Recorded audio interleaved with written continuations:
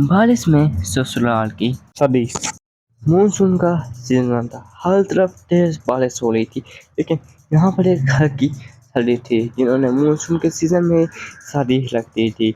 फिर वो बारिश में खड़े रहे, बारिश बहुत तेज थी, बारिश रुक ही नहीं रही थी।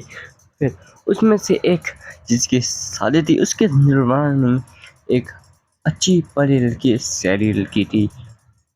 वो अपने ससुराल वालों को समझाती रहती थी, लेकिन उसको हर कोई इग्नोर कर देता कि तुम्हें क्या पता कि हमारे गांव का क्या सिस्टम है, तुम तो उधर गाँव शहर में रहती हो, तुम्हें क्या पता।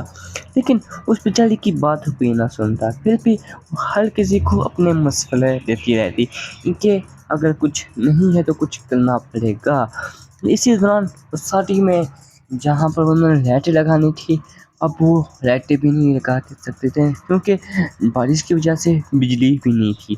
लेकिन उसने कहा कि आओ मोमबत्तियाँ लगा दो, लेकिन सब लोग उस पर हंसने लग गए। उसने कहा कि लाइटें और मोमबत्तियाँ कौन लगाता है, लेकिन वो सारी लड़की रीमा हर किसी को अपने मसले देती रहती थी, लेकिन उसके मसले कोई नहीं सुनता था। लेकिन जो भी कहती थी वो सच कहती थी, हर कोई उसको इग्नोर कर देता था। उसकी उसका सासू माँ का भाई उसको इग्नोर कर लेता था। सिर्फ एक उसका हस्बैंड नहीं था कि उस पे भरोसा करता था, लेकिन उसने हिम्मत नहीं हारी और सबको अपने अपने मसले देना शुरू होगी कि अगर कोई घोड़ा नहीं आ रहा तो आप ऐसा करें कि बैलगाड़ी को संजवा के उस पे चले जाएं। बारिश की वजह से जो जिसका घोड़ा था उसने कहा मैं घोड़ा नहीं ला सकता, तो उसी दौरान रीटा क्या कहने लगी कि अरे माँ ऐसा करें ना, वो क्या होता है वो घोड़ा ले आए,